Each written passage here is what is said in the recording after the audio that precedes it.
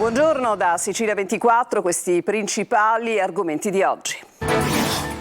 Scandalo a Messina, avrebbe avuto più incontri sessuali con alcuni ragazzi e alunni minorenni, indagato un professore di un istituto tecnico. L'adescamento sarebbe avvenuto anche via chat. Ucciso come un boss Francesco Simone, il commerciante di automobili di Favara, freddato a colpi di pistola. Resta un mistero il movente dell'agguato nell'Agrigentino. Iniziato il Ponte dell'Immacolata in Sicilia, all'insegna dello shopping nei negozi del centro. A Catania la via Etnea invasa da un fiume di cittadini e turisti e già caccia al regalo per il Natale, ma i rincari sono su tutto. Il grido dei commercianti al mercato di Ballarò a Palermo rinnova la tradizione degli acquisti gastronomici nei giorni di festa. Il panino con la meusa, fritturine e panelle battono farina di grilli e insetti. Caro voli, per l'antitrust non esiste un cartello tra le compagnie per fare lievitare i prezzi. Le associazioni invocano un'indagine anche sugli algoritmi che determinano le tariffe. Corteo affollato a Catania contro lo sgombero dello studentato 9500 del consultorio di Via Gallo. La solidarietà è giunta via social anche da Elena Cecchettin, la sorella di Giulia, vittima di femminicidio. Conto alla rovescia per l'atteso ritorno del derby Messina-Catania. Domani sera in scena al Franco Scoglio Lucarelli spera di recuperare Di Carmine al centro dell'attacco. Ai suoi chiede di confermare l'atteggiamento mentale delle ultime gare.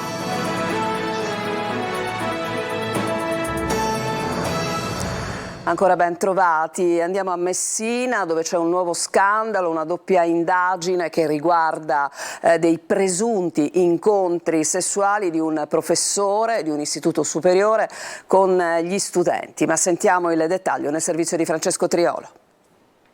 Una storia tutta da chiarire sulla quale c'è il massimo riservo. La Procura della Repubblica di Messina, diretta dal procuratore facente funzioni Rosa Raffa, e il Tribunale dei minori, guidato dal procuratore per i minorenni Andrea Pagano, hanno aperto un'indagine sulla vicenda di un professore dell'Istituto Tecnico Superiore IACI, iscritto nel registro degli indagati perché avrebbe avuto più incontri sessuali, a quanto pare, con alcuni alunni e ragazzi minorenni, dopo aver pubblicato alcuni annunci espliciti su delle chat per cercare di avere contatti. A darne notizia oggi è la Gazzetta del Sud. A lavorare all'indagine è il nucleo investigativo dei Carabinieri, che sta vagliando una mole enorme di documenti tra telefonini e computer per ricostruire tutto. Sembra che già alcuni ragazzi sarebbero stati sentiti come persone informate dei fatti, con tutte le cautele tecniche che bisogna rivolgere agli adolescenti, quindi molto probabilmente con il supporto di assistenti sociali e psicologi. Da chiarire se gli incontri siano stati preceduti solo da contatti sulla chat o sulle varie chat adoperate dal docente, oppure se ci siano stati degli accordi presi anche a scuola. Si cerca di ricostruire nella maniera più verosimile tutti i fatti che si sono verificati nei mesi scorsi, ma si tratta, come è comprensibile, di un'indagine delicatissima.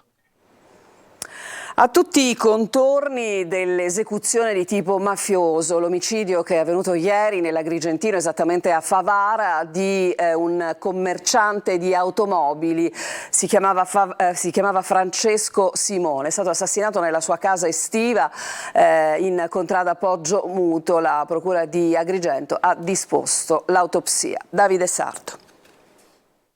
Si terrà tra oggi e domani l'esame autoptico disposto dalla Procura di Agrigento sul corpo di Francesco Simone, il 69enne ucciso ieri mattina nel suo appezzamento di terreno in contrada Poggio Muto, nella zona della Crocca a Favara nell'Agrigentino. L'autopsia, che sarà preceduta da un attacco, stabilirà quanti colpi hanno centrato e ucciso il commerciante di automobili favarese.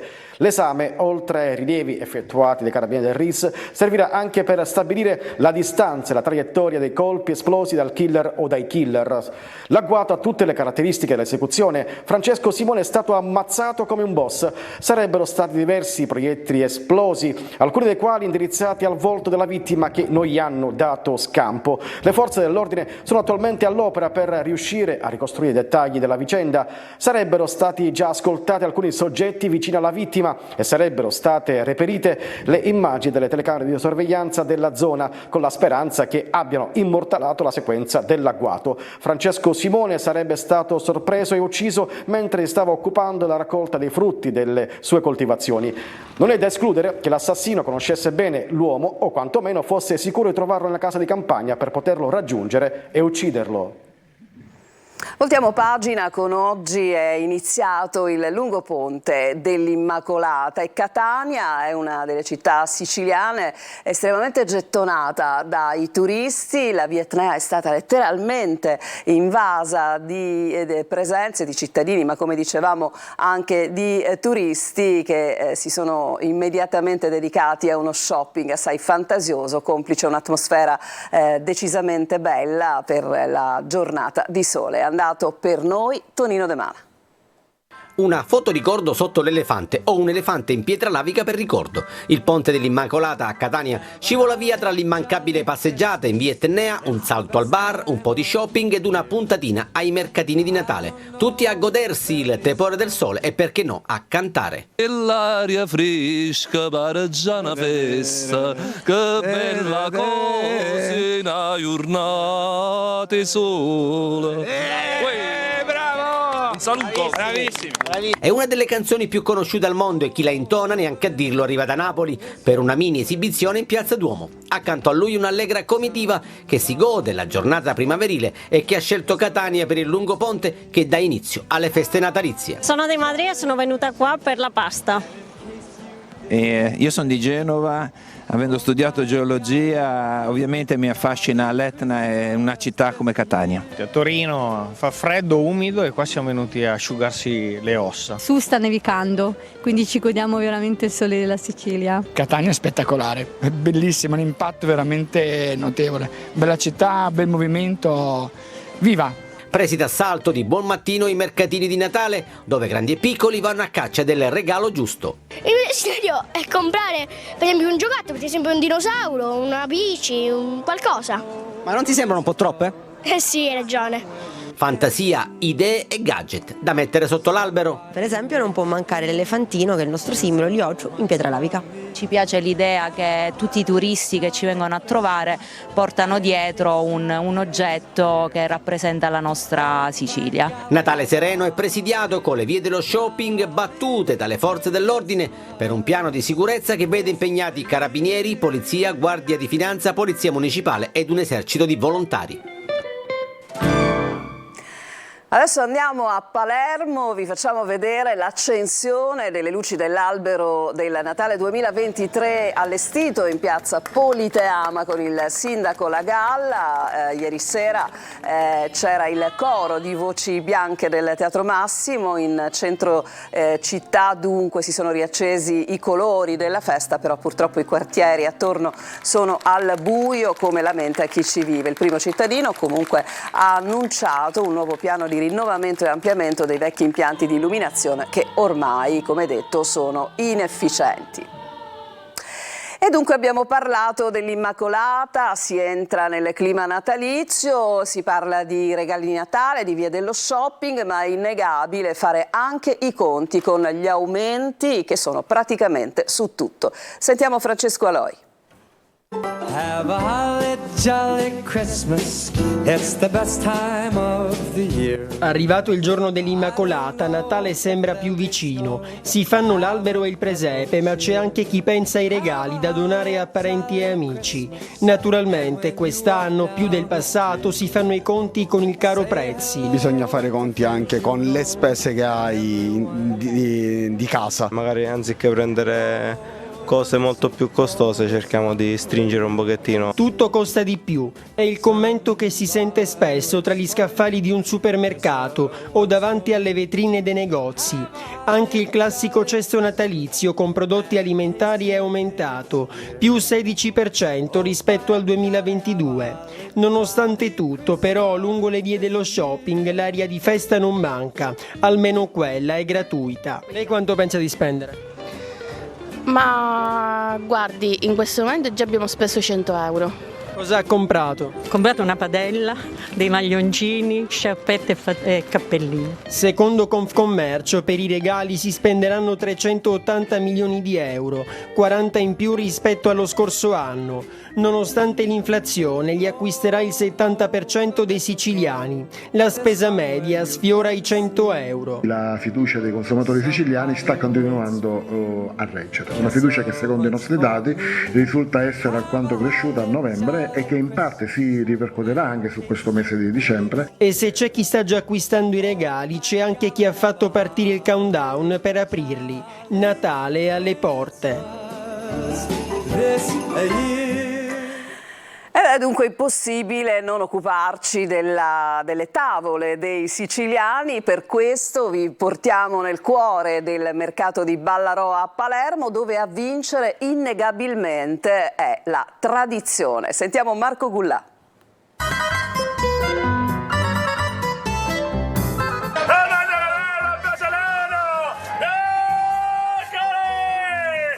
Farina di grilli, insetti, carne sintetica, pasta di microalghe. Se in alcune regioni molti italiani sono disposti a provare la cosiddetta dieta alternativa, in Sicilia siamo ancora molto lontani da questa nuova frontiera alimentare. E allora nel giorno dell'Immacolata, in cui le tavole dei siciliani saranno impreziosite dai piatti della tradizione, siamo stati al mercato di Ballarò a Palermo e abbiamo chiesto a clienti e commercianti se mai potrebbero aprire i loro palati ai cibi, diciamo, di nuova generazione. Che se la mangiano loro, io preferisco mangiare italiano. No, sono per il cibo italiano. Non siamo a questi discorsi qua, queste cose sono da buttare, queste cose le mangiano soltanto in Cina. Noi siamo qua a Palermo, in Sicilia. Lei non si abituerebbe mai a mangiare? Morirei veramente.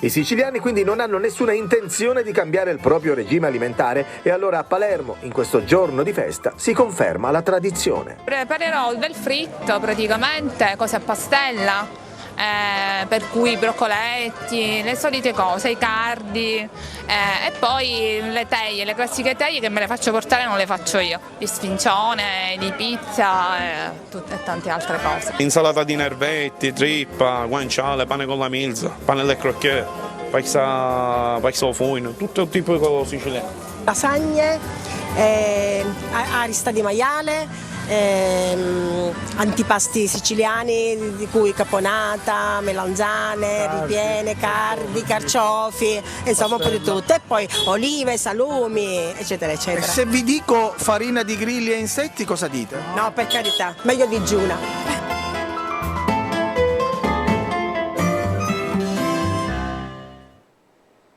E adesso andiamo al caro voli. Frena sicuramente l'antitrust, che nega l'esistenza di un cartello fra le compagnie di volo per fare lievitare i prezzi dei collegamenti con la Sicilia. Ma l'antitrust stesso si prepara a chiudere l'inchiesta sollecitata da Regione e consumatori, ma si focalizzerà su un altro aspetto, quello legato alla questione dell'algoritmo che determina appunto le variazioni dei prezzi. Manlio Viola. Non c'è alcun elemento che provi l'esistenza di un cartello fra le compagnie aeree per far lievitare i prezzi dei biglietti da e per la Sicilia. L'antitrust conferma l'imminente chiusura dell'indagine sollecitata dalla Regione siciliana e dal Codacons sul caro voli nell'isola. Che l'inchiesta avrebbe avuto questa conclusione era già chiaro da quasi un mese. Lo scorso 19 novembre era stata infatti avviata la procedura di chiusura per mancanza di prove. Allo Stato è prevista la chiusura del procedimento nelle prossime settimane, conferma adesso Guido Stazzi, segretario generale dell'organismo garante della concorrenza, durante un'audizione alla Commissione Insularità. La tendenza all'aumento dei prezzi risulta essere generalizzata. Tuttavia la vicenda non è del tutto conclusa, non mollano le associazioni dei consumatori, ma anche la stessa autorità non ha concluso la procedura. L'attenzione si sposta su un altro punto, l'effetto degli algoritmi sulla determinazione dei prezzi dei voli per Sicilia e Sardegna, grazie ai nuovi poteri conferiti dall'autorità delle garanzie. Attendono l'esito di questo secondo procedimento anche le associazioni dei consumatori. Intanto è online da 4 giorni la piattaforma della Regione alla quale i residenti siciliani possono accedere per ottenere il rimborso del 25% del costo dei biglietti aerei verso gli aeroporti della penisola e combattere in questo modo il caro voli. Agli sconti hanno aderito quasi tutte le compagnie, ad eccezione di Ryanair, con la quale si continua a trattare. Tuttavia il caro voli, mitigato, non certo risolto per i collegamenti con Roma e Milano da questi provvedimenti, continua ad essere un devastante ostacolo sugli altri scali, da Bologna a Torino, da Genova a Pisa. Adesso c'è una pausa, torniamo tra poco con altri servizi.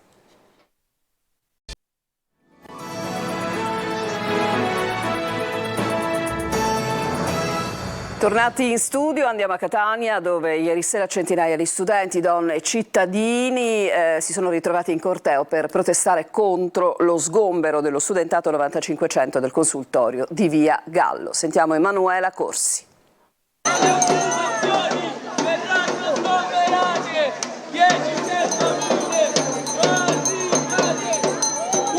Per protestare contro lo sgombero dello studentato 9500 e del consultorio Mi Cuerpo es Mio gestito dai volontari della città.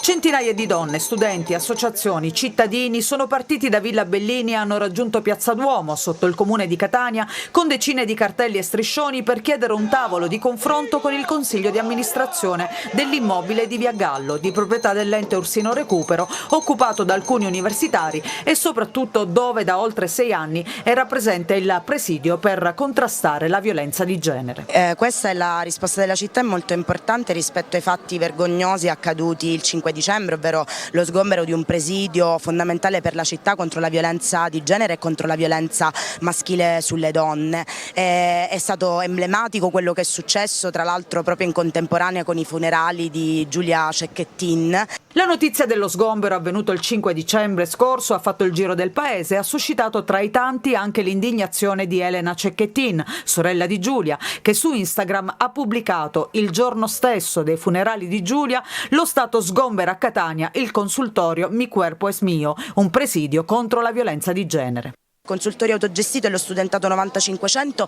devono ritornare, devono essere di nuovo parte integrante di quell'immobile.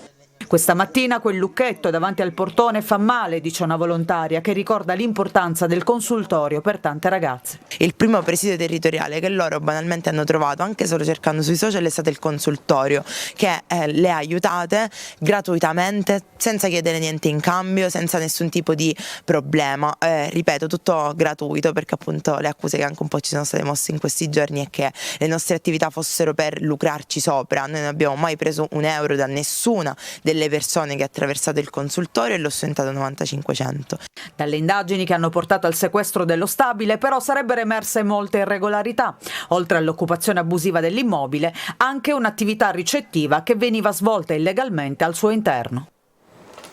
La mafia viaggia su TikTok, dai neomelodici ai trapper, i social più utilizzati dai giovani diventano un terreno fertile per diffondere e far diventare attrattiva la cultura criminale. Eva Spampinato. La Sicilia canta Napoli e con l'avvento dell'autotune la musica neomelodica diventa trap music dall'accento napoletano, ma cantata dai siciliani.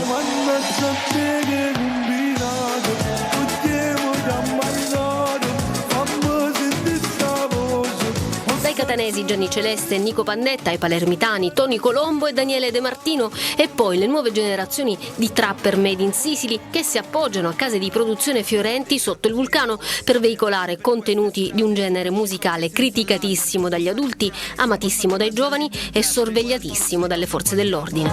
Ragazzi censurati, zero fatturati, soldi facili nelle tasche crimini. Si canta l'amore, ma anche la mafia, l'ostentazione di auto extra lusso, i gioielli kitsch, pistole, soldi, la rivendicazione di parentele mafiose. Si mostrano le case dall'arredo opulento, come quella di Pino Rosselli, arrestato ieri insieme al figlio di 19 anni, perché assieme agli strumenti musicali nell'abitazione di San Giorgio i carabinieri hanno trovato 18 kg di droga e un deposito di armi. I figli sono cosa più importante. La mafia viaggia su TikTok, che diventa luogo di sponsorizzazione e comunicazione. Dalle bacheche si lanciano sfide e minacce. Questo ti sbirro, non sei mio amico, sei solo un invidioso. All'avvertimento sui social segue l'agguato sul territorio. Le piattaforme diventano radar per intercettare affiliati e nemici, da sostenere o colpire, e la polizia sorveglia la Google Generation criminale. L'atteggiamento criminale diventa moda e modello tra i giovanissimi, che non condannano personaggi come Shiva, trapper milanese da milioni di follower e download, arrestato e adesso in carcere per tentato omicidio perché sparò davanti alla sua casa discografica. Non sento le voci di sti bla bla bla bla, infami e pute vanno sempre in Adesso una nota sulla nostra programmazione, il prossimo appuntamento con il sindaco di Catania, normalmente previsto per il venerdì, il sindaco Trantino, sarà invece venerdì 15 dicembre alle 14:30 sempre su Telecolor. Oggi giornata di festa, la programmazione della rete prevede altri spazi, non dimenticate intanto di inviare i vostri WhatsApp al 342 74 55005, le vostre mail con le domande a sicilia24focus@telecolor.it. Il sindaco Trantino risponderà in diretta venerdì 15 dicembre. Ci fermiamo ancora, una pausa e poi il calcio.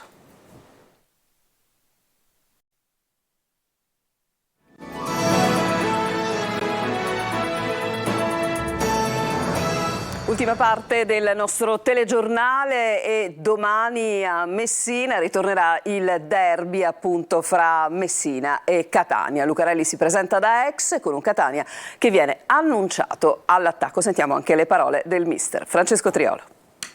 Un derby, forse no per i tifosi rossazzurri, ma l'unico confronto con una squadra siciliana in questa stagione mette di fronte Messina e Catania, e le partite tra giallorossi ed etnei negli anni non sono mai state prive di spunti, episodi, polemiche, sfottò, pieno stile derby, insomma. Forse dall'altra parte è sentita leggermente di più. Questo non vuol dire che questa partita è comunque un derby e quindi vada giocato e onorato nel migliore dei modi anche da parte nostra. Al Franco Scoglio si troveranno di fronte due squadre che stanno cercando di mettersi alle spalle un periodo non proprio felice. A Catania Lucarelli ha dato la scossa, nonostante l'ultimo pari con la Virtus Francavilla. Il tecnico livornese sta trovando una quadra tattica e anche in riva allo Stretto, dove si presenterà da ex, sarà 4-2-3-1 con gli uomini che stanno giocando con regolarità. Rocca, Chiricò e uno tra Marsura e De Luca dovrebbero giocare dietro la punta centrale, che dovrebbe essere Di Carmine dall'inizio. Bomber da 6 gol in 11 gare. Può essere della partita, decideremo se farlo partire o farlo entrare in corsa, lo decideremo nelle prossime ore. Abbiamo anche altre due situazioni da monitorare, però insomma arriviamo bene a questo appuntamento. In difesa Silvestri e Curado saranno i centrali, ma sarà soprattutto la fase offensiva quella più attesa, perché Lucarelli ha annunciato un atteggiamento offensivo con verticalizzazioni e velocità per mettere in difficoltà il Messina. Quello che ti fa rimanere sempre e comunque in partita, in tutte le partite, è la prestazione mentale, e questa io me l'aspetto ogni volta che noi scenderemo in campo per una partita. Adesso andiamo al Palermo, che è atteso da una sfida cruciale, quella di domenica a Parma. Ci credono i tifosi rosaneri, che tra l'altro al Tardini saranno oltre 2000. Corini recupera anche delle pedine importanti. Il servizio. Oltre 2000 tifosi del Palermo al Tardini per la partita di domenica contro il Parma. I fans rosanero, nonostante il periodaccio della squadra di Corini, non perdono fiducia ed entusiasmo e affolleranno il settore ospiti per una partita che qualche settimana fa poteva valere anche la vetta della classifica. Il Palermo ha bisogno di una scossa, servono punti per risalire in classifica, ma ovviamente il cliente di domenica è abbastanza insidioso, eufemismo questo. Il Parma vola verso la Serie A e anche in Coppa Italia contro la Fiorentina fuori casa, seppur eliminato ai calci di rigore, ha dimostrato di avere un telaio da formazione di massima serie. Sarà estremamente dura per il Palermo. Eugenio Corini ritrova pedine importanti, sono tornati a disposizione infatti Insigne, Soleri, Koulibaly e Vasic, mentre l'unico indisponibile è Ceccaroni. Il tecnico quindi potrebbe tornare al 4-3-3 e accantonerà la difesa a 3 vista nelle ultime due gare. In avanti si rivedrà il tridente, una nuova chance per gli esterni offensivi. Insigne è tornato a disposizione e dovrebbe essere proposto subito dal primo minuto, anche se rimane in piedi l'opzione Di Mariano. Di Francesco, dopo lo spezzone col Catanzaro, è pronto a tornare titolare sulla sinistra. Al centro c'è sempre Brunori. E con questo è tutto. Sicilia 24 finisce qui. Grazie per l'attenzione, a tutti un buon proseguimento di giornata. Prossimo appuntamento con il telegiornale su Telecolor alle ore 19.